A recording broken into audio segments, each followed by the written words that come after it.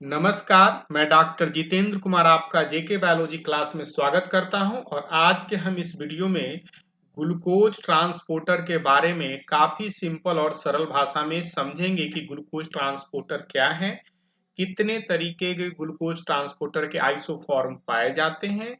साथ-साथ हम ये भी देखेंगे कि इससे संबंधित किस तरह के सवाल एग्जामिनेशन में और खास करके CSIR नेट लाइफ साइंस में पूछे जाते हैं। तो आइए हम लोग समझते हैं ग्लूकोज ट्रांसपोर्टर के बारे में। एक बहुत महत्वपूर्ण सवाल है कि अगर कोई सेल है और सेल के अंदर हमारा ग्लूकोज डायरेक्टली अंदर नहीं जा सकता है। क्यों नहीं जा सकता है? क्योंकि ग्लूकोज मॉलिक्यूल जो है हाइड्रोफिलिक नेचर के हैं, पोलर मॉलिक्यूल हैं, तो वो डायरेक्टली प्लाज्मा मेम्ब्रेन्स को क्या कर सकते हैं, क्रॉस नहीं कर सकते और हमारा ग्लूकोज सेल के अंदर नहीं जा सकता है। इसी चीज को दूर करने के लिए क्या है, ग्लूकोज ट्रांसपोर्टर है। ग्लूकोज ट्रांसपोर्टर क्या करते हैं, ग्लूकोज मॉलिक्यूल्स को अलाउ करते हैं, सेल के अंदर क्या करते हैं, अलाउ करते हैं। ये ग्लूकोज जो ट्रांसपोर्टर को आप देख रहे हैं, ये ग्लूकोज मॉलिक्यूल को आसानी से सेल के अंदर अलाउ करते हैं या सेल के अंदर एंट्री करने में सक्षम है और क्या कर रहे हैं, facilitate transport glucose across the plasma membrane. अब अगला सवाल है कि कितने तरह के आइसोफॉर्म ग्लूकोज ट्रांसपोर्टर के पाए जाते हैं। हम कुछ महत्वपूर्ण आइसोफॉर्म के बारे में चर्चा करने जा रहे हैं। तो सबसे पहले जो है ग्लूट 1। ग्लूट 1 ग्लूकोज ट्रांसपोर्टर है और यह कहाँ पाया जाता है? सबसे पहले यह वाइडली एक्सप्रेस्ड होता है, ब्रेन में इरिथ्रोसाइट में पाया जाता है और एक ऐसा ट्रांसपोर्ट है, यूनिपोर्टर ट्रांसपोर्ट प्रोटीन है। और यूनिपोर्टर के बारे में आप जानते हैं कि एक मॉलिक्यूल को अलाउ करता है। जैसा आप यहाँ देख सकते हैं कि ये GLUT1 है और एक ग्लूकोज मॉलिक्यूल को आसानी से क्रॉस प्लाज्मा मेम्ब्रेन ट्रांसपोर्ट कर सकता है। इसके साथ एक और विशेषता है, GLUT1 जो है मैनोज, गैलेक्टोज, ग्लूकोसामीन को भी ट्रांसपोर्ट कर सकता है। इस ट्रांसपोर्ट की सबसे बड़ी विशेषता क्या है कि इंसुलिन इंडिपेंडेंट ट्रांसपोर्ट करता है।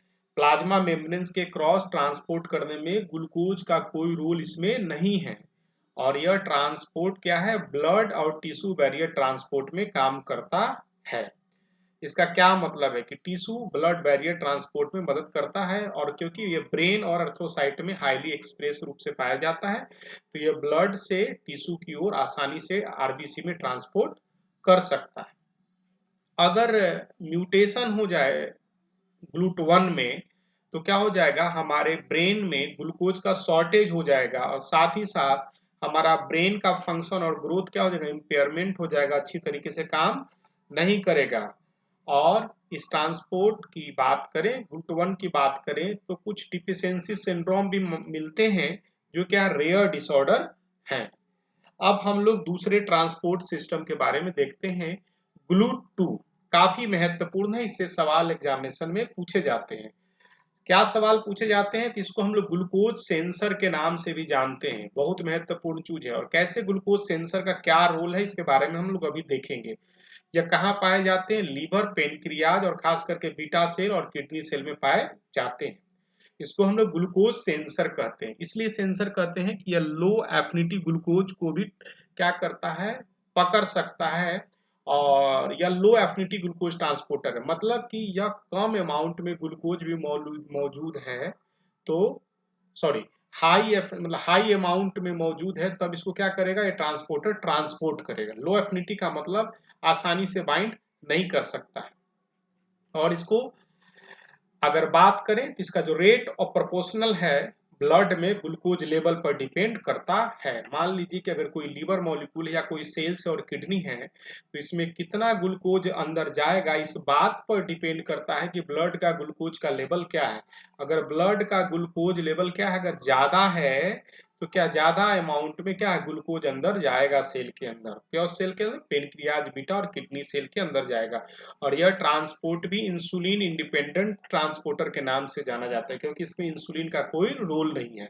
हाँ, लेकिन ये ट्रांसपोर्टर का मैकेनिज्म है इंसुलिन सिक्रेशन में। और कैसे इंसुलिन सिक्रेशन में इन्वॉल्व है, तो जैसे ही अगर क्या है कि अगर ये बीटा सेल की बात करें तो बीटा सेल में क्या होता है कि अगर लेवल ग्लूकोज का बढ़ा हुआ है, ग्लूकोज का लेवल बढ़ा हुआ है तो कहाँ जाएगा, बीटा सेल के अंदर ग्लूकोज जाता है और उस परिस्थिति में ग्लाइकोलाइसिस के थ्रू ग्लूकोज 6 फास्फेट में कन्वर्ट होता है और फर्दर कैस्केड पाथवे के थ्रू ये क्या करता है, पोटासियम चैनल को ब्लॉक करता है, डिप्लाइज होते हैं और कैल्शियम चैनल को खोलते हैं।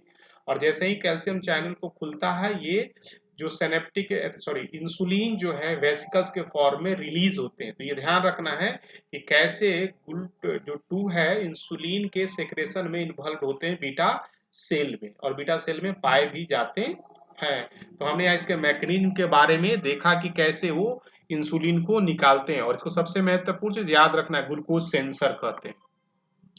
अब जो देखते हैं GLUT2 को कि कहाँ पर इसका जो देख रहे हैं स्पष्ट रूप में रोल देखते हैं, तो आप देखते हैं कि अगर हम इंटेस्टाइन से अगर कोई एब्जॉर्प्शन हो रहा है ग्लूकोज का, तो GLUT1 के थ्रू होता है, जो कि सीम पोर्टर है ग्लूकोज सोडियम, दोनों सोडियम और ग्लूकोज के साथ अपना ये ल्यूमेन में चला आता है, और उसके बाद आप देखेंगे कि सेल के अंदर चला आता है। और उसके बाद क्या है, GLUT2 है जो यूनिपोर्टर ट्रांसपोर्ट है। तो आप देख सकते हैं ग्लूकोज को ये GLUT2 मतलब ट्रांसपोर्ट कर देता है क्या, एक्स्ट्रा सेलुलर स्पेस में, और अल्टीमेटली ये कहाँ चला जाता है, ब्लड में चला जाता है। तो आप देख सकते हैं यह ग्लूकोज, गैलेक्टोज और फ्रुक्टोज को ट्रांसपोर्ट कर सकता है GLUT2, कहाँ, सेल से, आउट ऑफ सेल कर सकता है एक्स्ट्रा सेलुलर स्पेस में, और अल्टीमेटली क्या चला जाता है, ब्लड में चला जाता है। तो इसको याद रखना है कि बेसल लेटरल मेम्ब्रेन पर मौजूद होते हैं, जबकि एपिकल मेम्ब्रेन पर क्या है, GLUT1 सोडियम ग्लूकोज सिम्पोर्टर मौजूद होते हैं। अगला जो है GLUT3, जो क्या है, इंसुलिन डिपेंडेंट ट्रांसपोर्ट करते हैं, और यह कहाँ पाए जाते हैं, न्यूरॉन्स स्पर्म में पाए जाते हैं, और खास करके न्यूरॉन में पाए जाते हैं।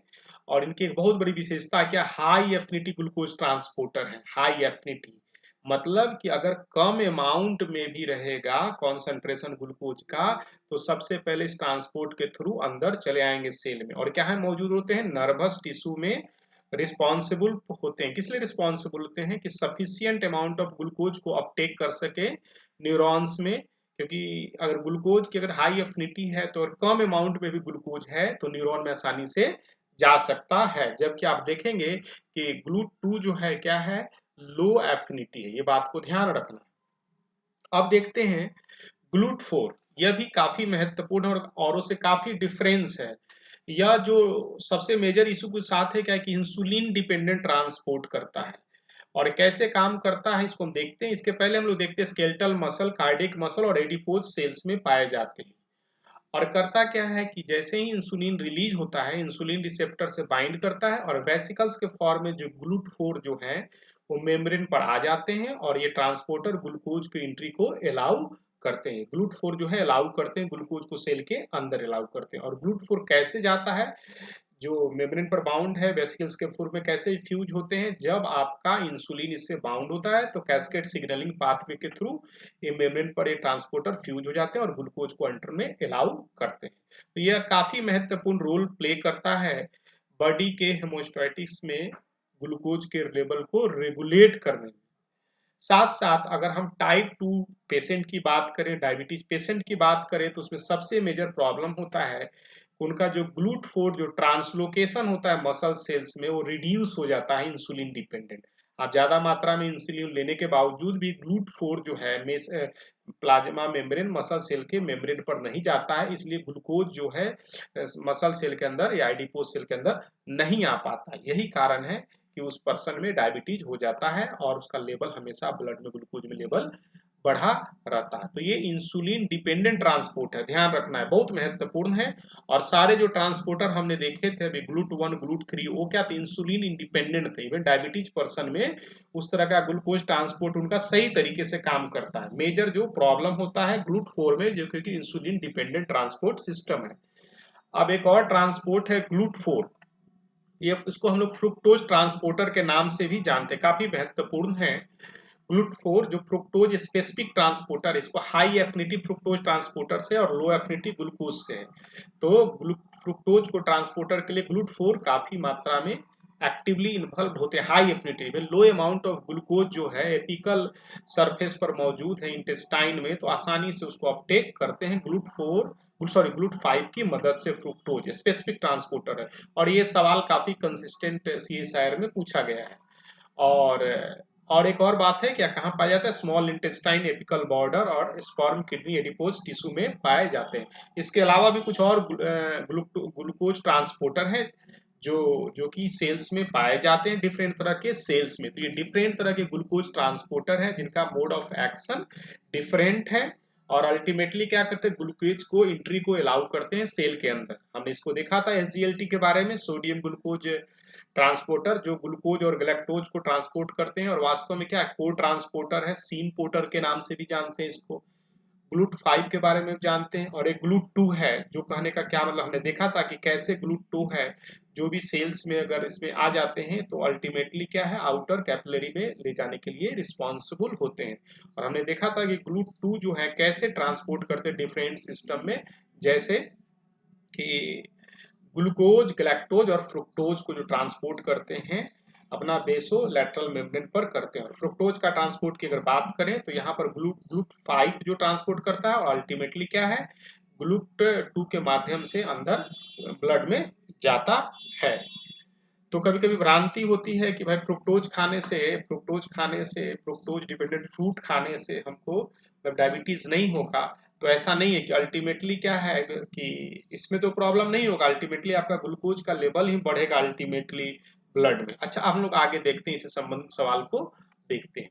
यह सवाल CSIR 2019 में पूछा गया है और बहुत काफी सिंपल सवाल है। दिसंबर में डायग्राम दिया गया है और बताया गया है कि कार्बोहाइड्रेट डाइजेस्टेड किया गया, आपको बताना है कि डिफरेंट तरह के ट्रांसपोर्टर है ABC, तो आपको दिखाना है ये क्या है, ब्रश बोर्डल सेल है, इंटेस्टाइन की बात हो रही है। और देखते हैं ये फ्रुक्टोज को ट्रांसपोर्टर करता है, तो आप जानते हैं ग्लूट 5 जो है फ्रुक्टोज ट्रांसपोर्टर है, तो ग्लूट 5 जो है फ्रुक्टोज ट्रांसपोर्टर है। और ये तो बिल्कुल सही है, इसी अगर इतना ही जानकारी है तो आप बना सकते हैं। लेकिन फिर भी अगर इसको भी है तो ग्लूकोज और साथ में सोडियम है तो SGLT1 होता है, क्योंकि ग्लूकोज सोडियम ट्रांसपोर्ट करता है।